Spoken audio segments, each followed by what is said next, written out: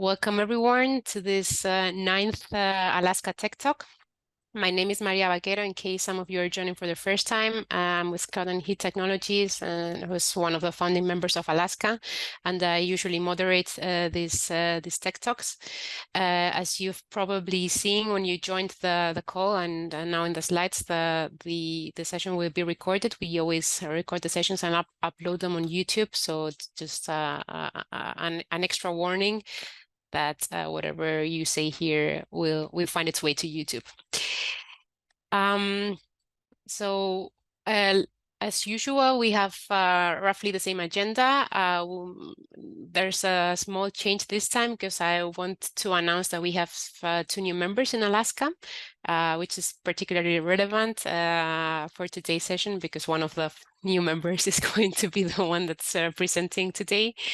Then we will change to the Tech Talk and the discussion following. So we plan usually 20-25 minutes for the actual talk, and then we have enough time for your questions and to discuss the presentation.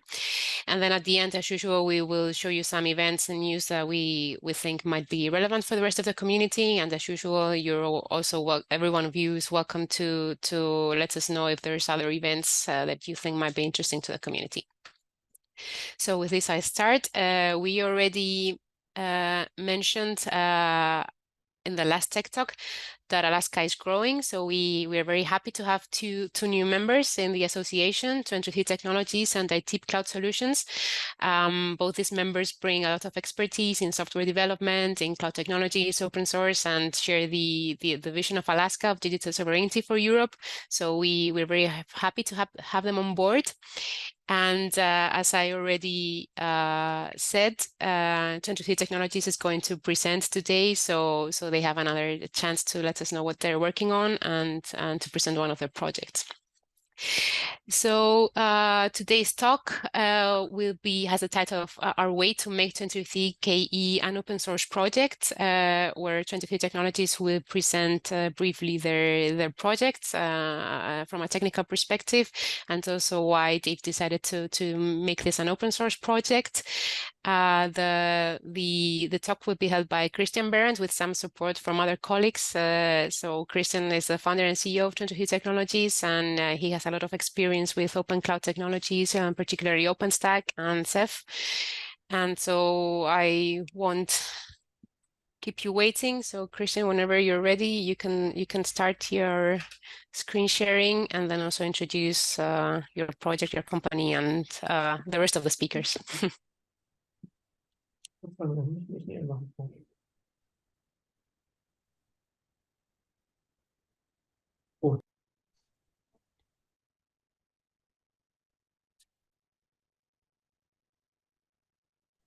So my screen should be shared.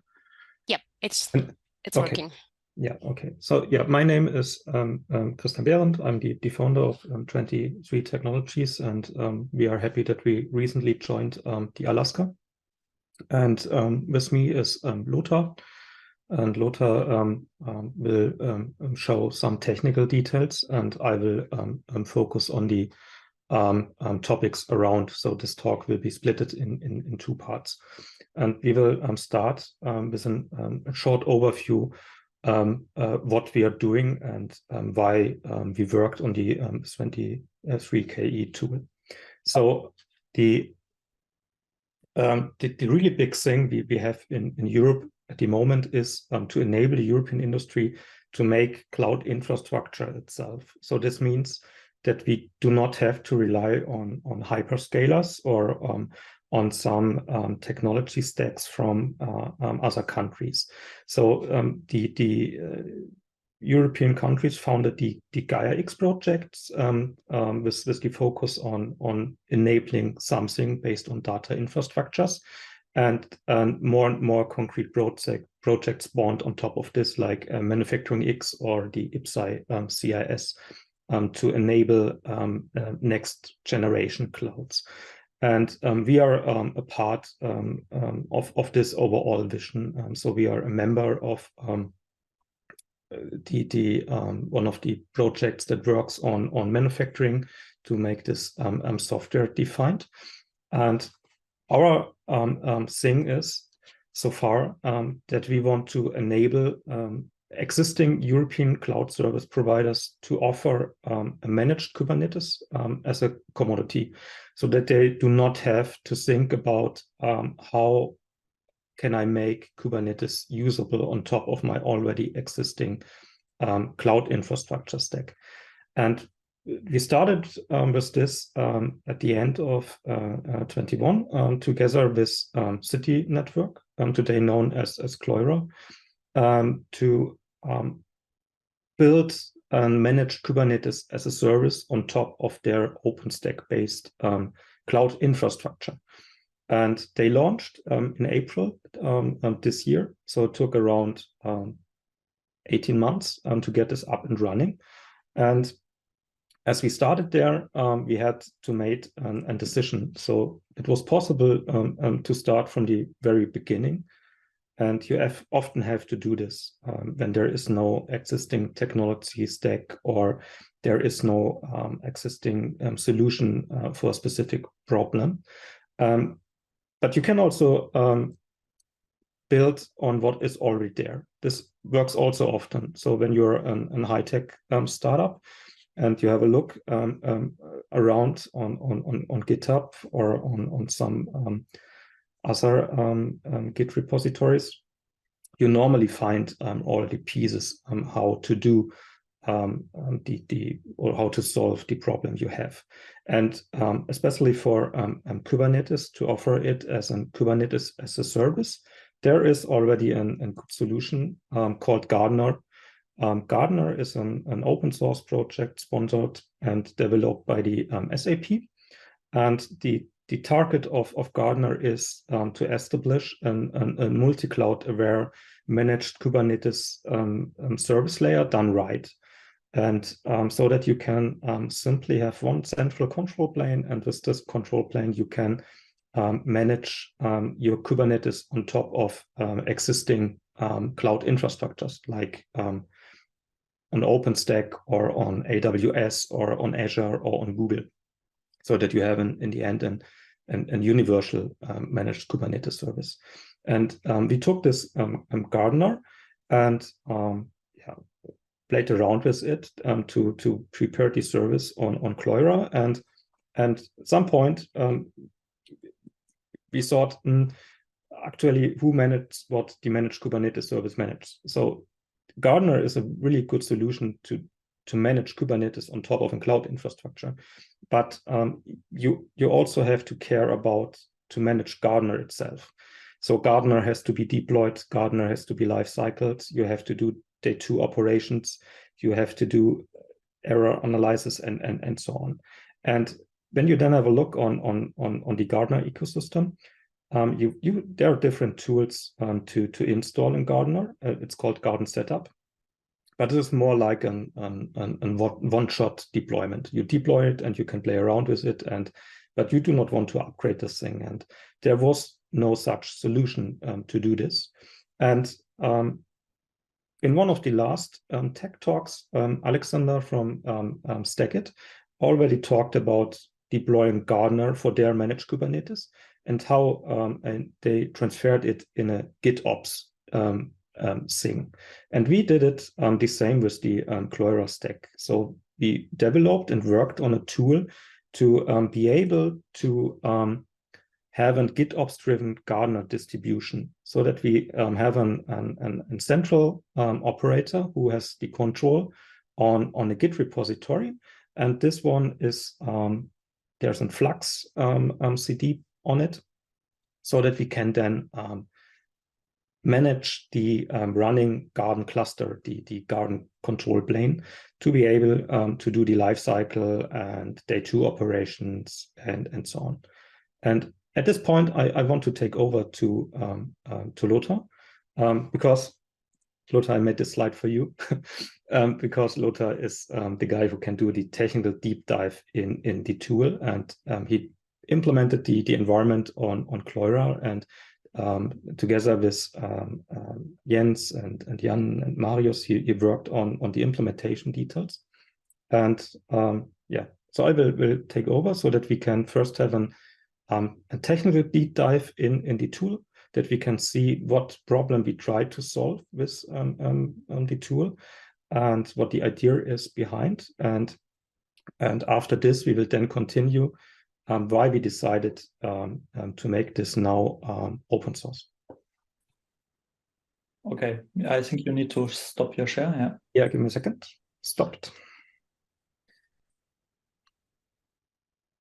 Okay, I will take right off where Christian ended. So our mantra is that 23KE is a GitOps-driven Gardener distribution. So Christian has talked about the Cleura cloud installation, but that is just an installation of 23KE, and we have multiple others for customers, or customers doing that on their own and using that product. And I will try to have a look what's actually inside. So one of the first pictures I want to show is the Gardener architecture diagram. Just to remind you that Gardener itself is a highly complex system composed of many parts. And what we want to focus on today is what's here described as happening in the Garden cluster, which is where the Gardener API server is hosted, the Gardener dashboard can be a part of. That is mainly the responsibility of our product or project. So how to get all of that running and composed and working together in a useful way. And Gardener then itself does a lot of other stuff that is even more complicated than what we try to do. So we call it a distribution because that is mainly that is the main benefit of what we are doing, is updating Gardener and all required components in a package, and we reuse the Gardener version tag for our own version. So it is always tied to one Gardener version. This is the next one, so I need to go one back. We package all of the stuff that is required to run Gardener in all of the different ways that is possible, and all of the tools that are required, and update them from version to version. We collect the changes and make it easy for somebody to consume the changes and follow an upgrade path to install this new Gardener version in his environment. And also there's a big part of configuring that initially. So we have a lot of bots running that collect all of those updates and fetch all of that together.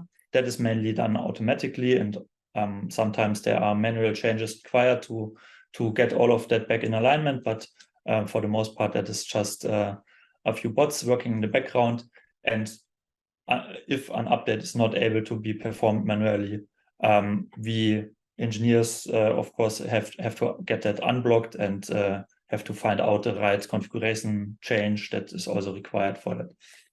So 23KE is GitOps driven. So we offer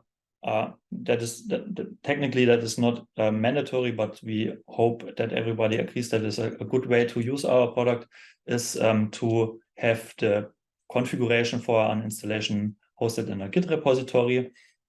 That is also what we try to show here. So the Gardener operator pushes this configuration to a Git, and the cluster that is running Gardener pulls that with Flux, and that is the defined state of the cluster.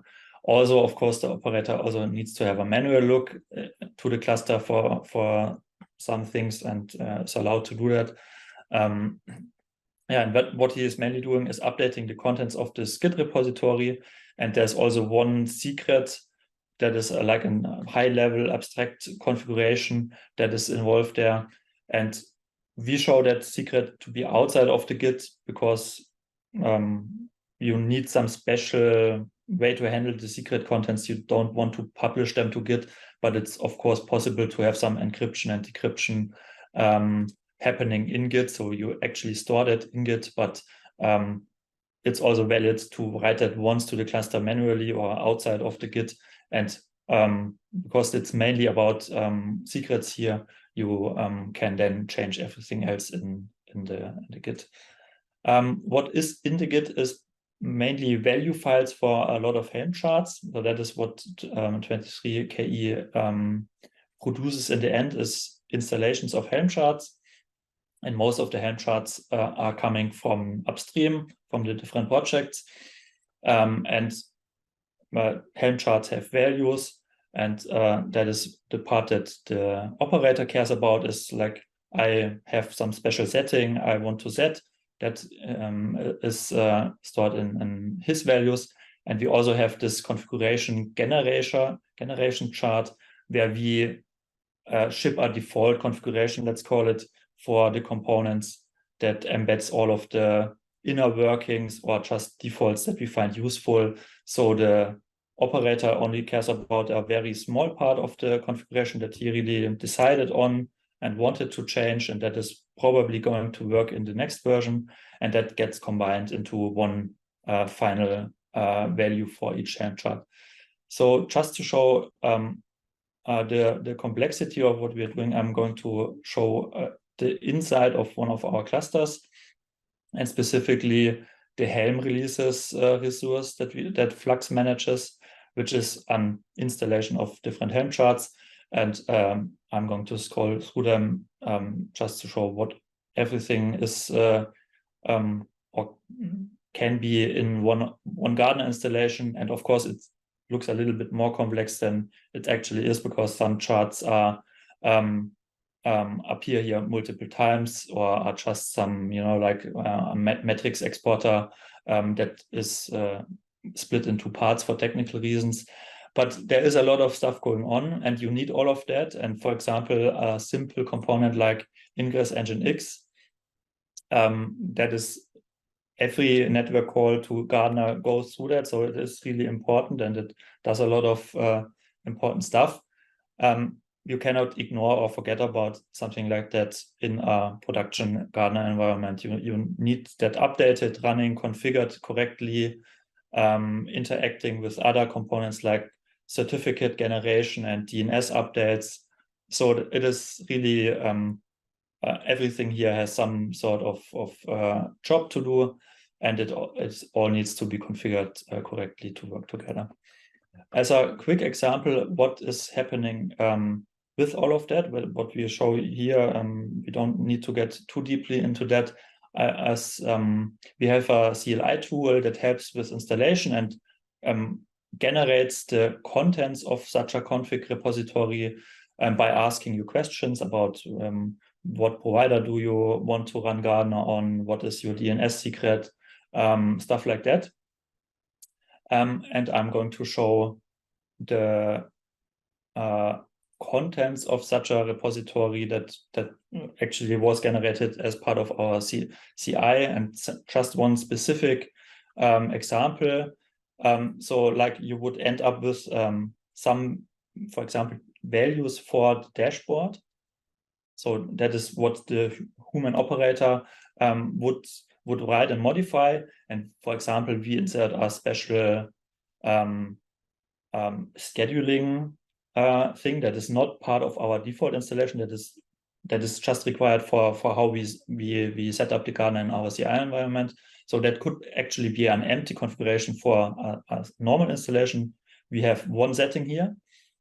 And what is also happening in the background, that our configuration chart, that is a chart that we embed in our product, has also a template for the dashboard values. We call them the base values. The base values are what we think is a good base layer. And that is a lot more complex, that, for example, has some logic that always sets the right domain part everywhere that is required for that to work. And that is one of the settings that you can externally decide on for the entire installation, that is included everywhere. That, for example, has ingress information that again has domain handling. You could decide how your dashboard domain would be called. That again would be one setting in a central place that would reflect everywhere that is required, for example, that you would also find in the OpenID configuration, and other stuff like this is all about certificate and DNS, and we have switches and stuff going on here. So this is what we basically ship. This is a dashboard configuration that connects to our identity service that has stuff going on. And you as the human would only write a very simple configuration that only overrides the settings that you really care about. And you can, of course, override everything that we do with your settings. So you have the full control or the full power of what the Helm chart understands. So you could, for example, set a different image in your config, and that would replace the logic we have. But of course, you would also disable certain automations that we would then have. Yeah, that is basically for each component, there is a layer like that. So let's look at Gartner values. Next, that, for example, that is a cluster-specific setting that we cannot figure out for you beforehand. What is a valid cluster IP for the target cluster? We are thinking about how to automate or remove that, but that is one that is specific to your installation, so you have to set it, and we have a lot of Gartner settings in our template. You can see that it's a little bit more complicated. So like I said, that is what is going on for all of the components. For Nginx, it makes a big system that works together. We ship. We do not only use Flux to pull in your configuration, but we also use Flux to pull in our product. So if we look at the customizations, which is the first thing that Flux cares about, for this particular installation, we pull a specific tag from our Git. We also have the possibility, or Flux allows to pull from buckets in a specific folder, and we have then folders for all versions in a bucket. So we have, and what the third way that we also offer is to pull that in as a, let me find the right word, as a container image, basically.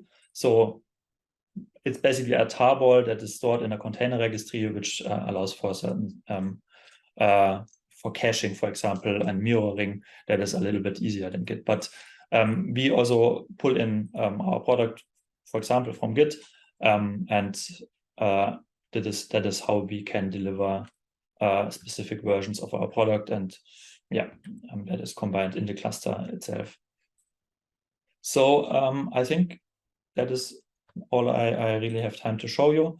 Again, that is our work is mainly like a distribution, can compare it to a Linux distribution that combines a lot of different open source projects. I'm not sure if I really explained that. Apart from the Gartner main project, apart from the Gartner main project and repository, there's, for example, the entire provider extension part and network extension part that all live in different GitHub projects and have a different release cycle. There are just cluster components that you need to serve the Gartner API, like certificate management, and optional stuff like the dashboard. And all of that is not answered by the Gartner project, how to combine that. So this is what is really deeply our job, is to bring all of that together and bring a default configuration with it and a way to configure, have a high-level configuration for all of that and make it easy to do with our CLI tool that I didn't have time to show you. That is please answer 20 questions about the environment, and we will generate a starting point for you. So these are the different parts that we try to do. Yeah, so back to you, Christian. Yeah, thank you for the deep dive. I will share my desktop again. And yeah, now back to my topic. So why we want to open source it now, and why we think it's a good point to do this. So as Lothar showed you, we are focusing in the end on building around the Gardener and establishing best practices and good defaults, and to make good choices for the used versions. And we always handled the product as an inner source project.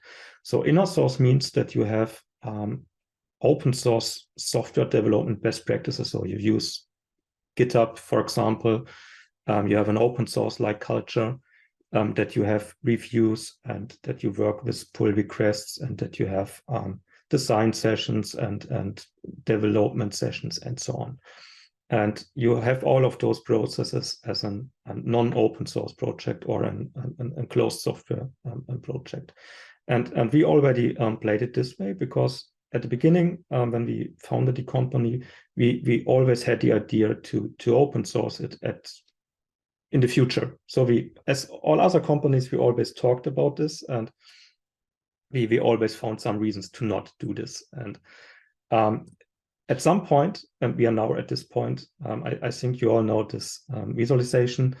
Why should I build software from a startup so deep into my infrastructure stack? So when I am a Cleura and I want to have a Gardener running on top from my managed Kubernetes, and I need some tooling around, why should I choose our solution for this? So we are in startup, we have a few employees, and but we do not have a lot of things around, like compliance or a security office or something like this. And this is one of the problems we have. On the one side, the adaptation is pretty hard, because we are a small team, and then they rely on our code to be able to use the Gardener, which is an open source project. And on the other side, we do not want to be this brick in the stack that can everything blown up. So we want that a team on the CSP is responsible for this, and that they can operate and manage it. And to be able to do this, they need an open source project. No open core software. They really need the full tool has to be available. They need to consume this so that they can be responsible for the adaptation and the deployment. But we think so. You have a lot of open source projects, and when you have a look on those open source projects, you normally find code dumps. There is a single company having a repository on GitHub or somewhere, and the code is open and they have an open source license, but in the end, it's just inner source project with open code base. And this is not enough. And when we started the process of how do we do the open sourcing, we have had a look on the 4 opens of the Open Infra Foundation. And one of the very important things is that you have an open design as well. So when you open source your code base, you have to care that you will enable a community around it, and that the community can control the design process, so that they can help you to make the software better and that they meet their business needs. And there has to be something like a technical committee and so on, open design meetings, so that they can really help to make the software better. And they have to say, I need this feature and I'm willing to build it, and so on. And that's the same for the development process. So it's not enough that the code is public. You also need to develop it in the public. You need public code reviews, public roadmaps, a public CI, so that a potential customer can see that you have a high quality project.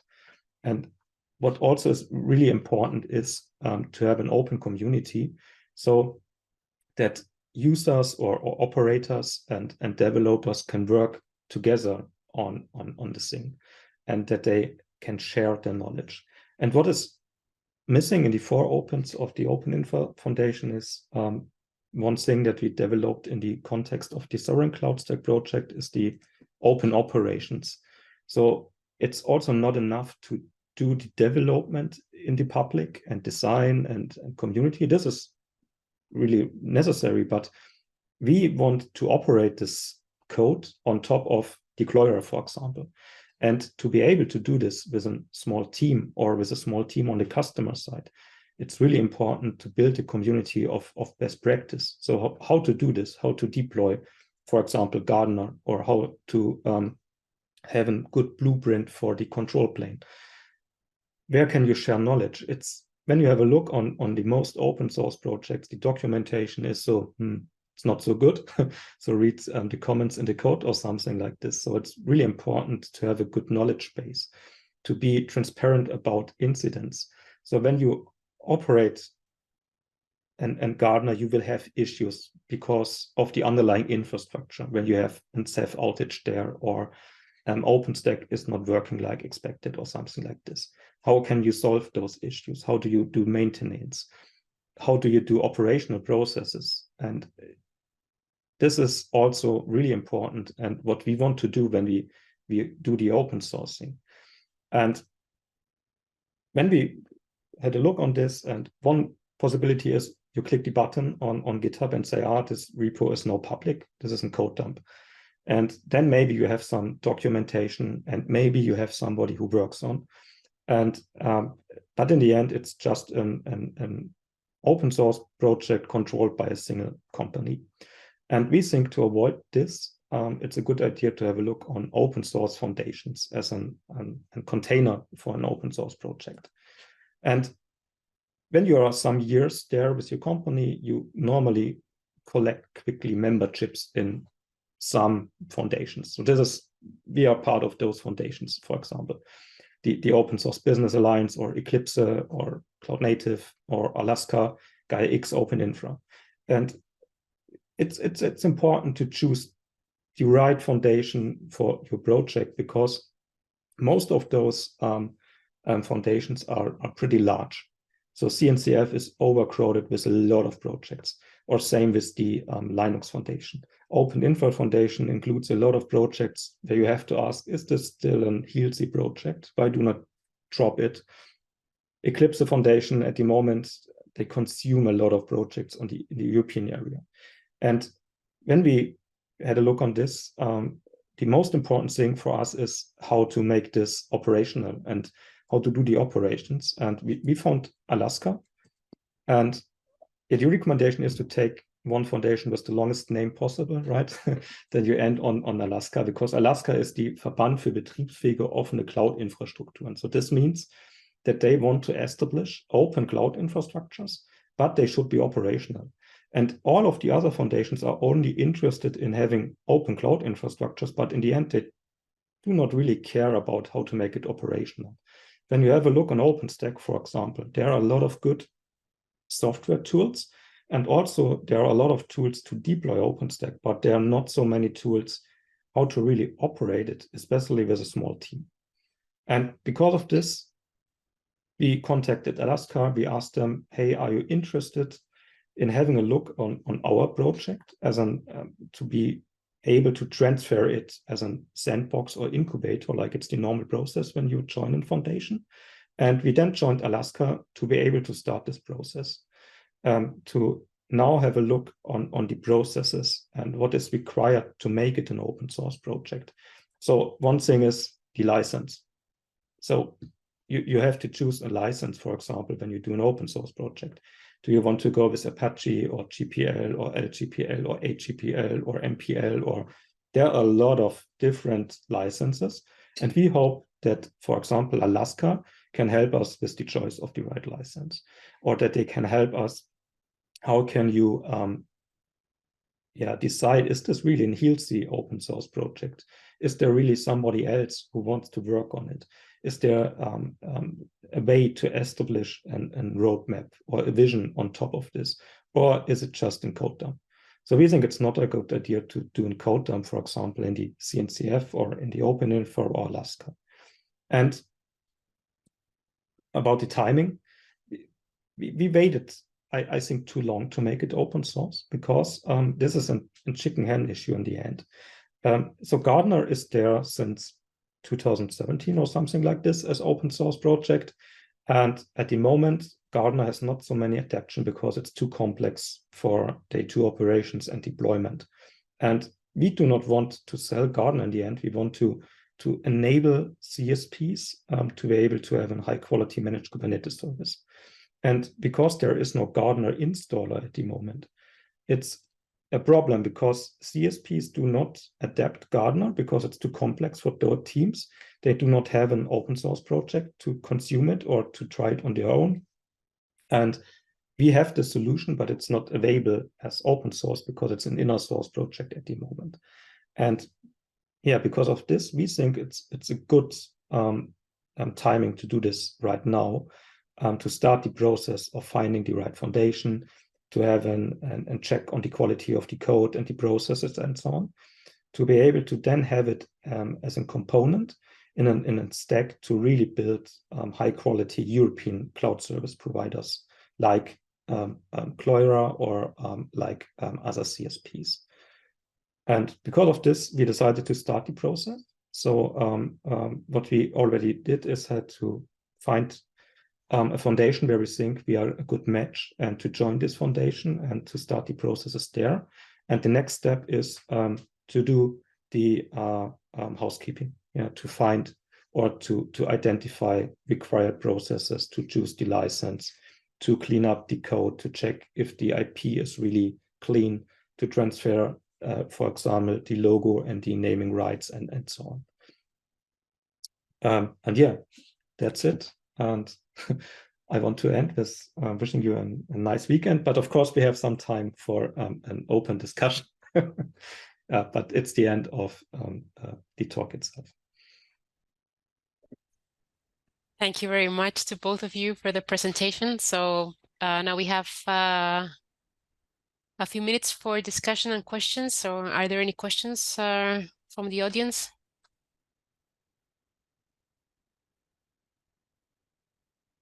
Yes, Jan.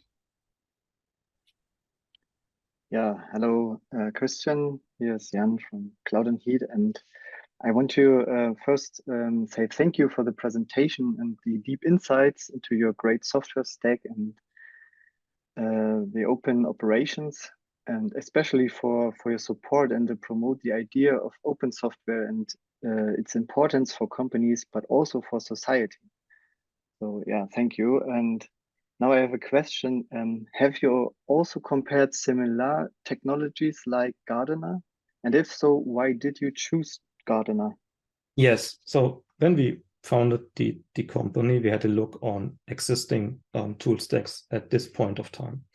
And we have chosen Gardener because Gardener was the only project we found that is not developed because of some business interest. There are a lot of tools out there who did something like Gardener, but all of them has already a company behind that want to sell this as a product, and they develop it as an open core project. And for us, it was really important to have an open source project and not an open core project where we can jump on. And we think that SAP develops the Gardener because they need it. They had at some time the requirement to do Kubernetes on large scale in a multi-cloud world to be able to develop their business platform on top. And they did it, which is not the thing you expect from SAP, but it did it in the open. and we saw this is something good, and we had talks with them, and they explained it why they do it in the open, and that they think this is required to enable also a high quality, and that they are not interested in the end to have it as a product. It's more like a component of their technology stack for the business platform they have. And because of this, we decided to go with Gardener, because there's also a lot of tooling around. It just worked all the time.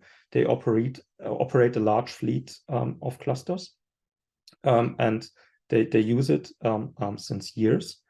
And I still, when I have to re-evaluate today, and today we have other solutions as well, like Cluster API, for example, I still think it's a good idea to have something like a garden around to really do a large management of fleets of Kubernetes clusters. I hope this answers the question. Yeah, okay. Thank you.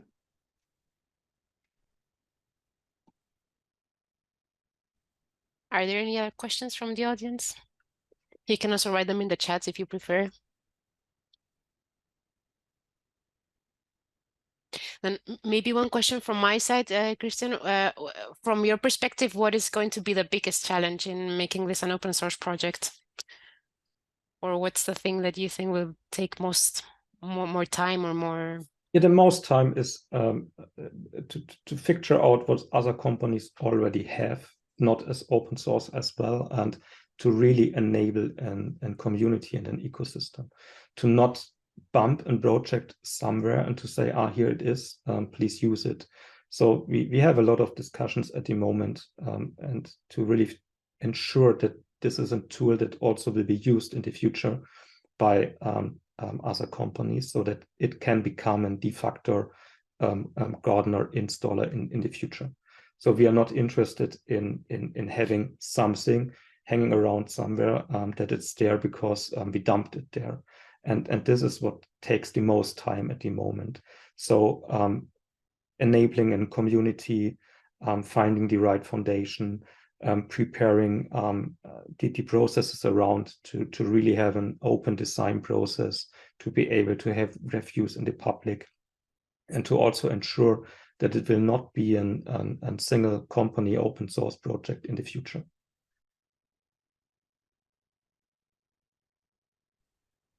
Okay, thank you very much. Any other questions or comments?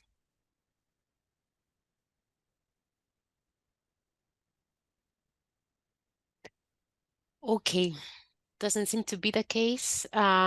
So thank you very much for the presentation again. And now I will, as I mentioned at the beginning, I would like to share some information on events and news that are upcoming and that the rest of you might be interested in. 1 second. I'll share my slides again.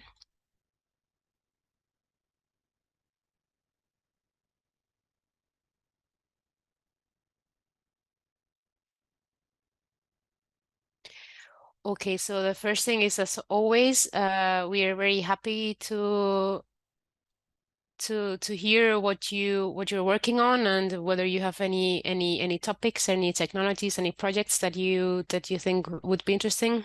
So if there's anything that you want to share in the format of an ALASCA Tech-Talk, then just send us an email and we will try to plan your talk. We have a few topics for the next months, but yeah, there's always an opportunity to plan talks for the following months. So just let us know. And as I said, there's a couple of events that we wanted to share with you around Dresden. There's lots of things happening around Dresden. So the first one is the Decompiled conference. Well, not the first one in time, but the first one that I wanted to mention. It's going to take place in March next year. And there's currently an open call for papers. So the call for papers will be open until the end of the year, I think. And there's 2 different tracks, one on engineering and one on management. And yeah, you can submit your papers, your ideas, your proposals on different topics related to the development of cloud technologies, web services, machine learning, artificial intelligence, but also related to the management of the software development, the culture, innovation, and different approaches to manage that. So that's one thing. And the second thing that we wanted to share with you is the Sovereign Cloud Stack Hackathon, which will take place in November of this year. So in 1.5 months, more or less. It will also take place in Dresden in the Cloud and Heat headquarters, and also with the support from ALASCA. So yeah, stay tuned to the Sovereign Cloud Stack communication channels to learn more on that. But here's the short information for you. And now I don't know if anyone wants to share any other events or news with the rest of us. In that case, you can just speak up.